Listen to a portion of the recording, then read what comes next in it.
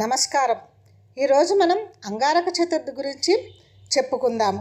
కృష్ణపక్షంలో చవితిని సంకష్టహార చతుర్థి అని అంటారు. అదే సంకష్టహార చతుర్థి మంగళవారం నాడు వస్తే దానిని అంగారక చతుర్థి లేదా అంగారక సంకష్టహార చతుర్థి అని అంటారు. గణేష్ పురాణం ప్రకారం అంగారకుడు భూమిచే 7 సంవత్సరములు పెంచబడి ఆ తర్వాత అతని తండ్రియగు ఋషి భరద్వాజుడి వద్దకు పంపబడతాడు.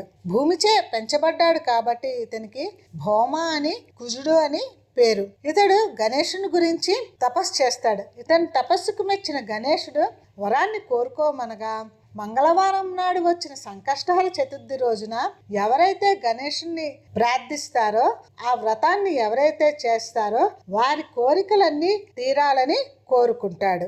సంవత్సరంలో వచ్చిన సంకష్టహార చతుర్థులన్నీ చేస్తే ఎంతటి ఫలితాన్ని మనం పొందుతామో ఈ అంగారక సంకష్టహార చతుర్థి చేస్తే అదే ఫలితాన్ని మనం పొందుతాము. జాతకములోని కుజదోషం ఉన్నవారు ఈ అంగారక చతుర్థిని చేయటం వలన కుజదోషం పోయి వివాహము జరుగుతుంది. సంసారంలోని కలతలు ఉన్న వారికి కూడా కలతలన్నీ పోతాయి. ఈ రోజు కుజ రుణ విమోచన కవచం చదువుట వలన రుణాల నుండి విముక్తి పొందుతారు.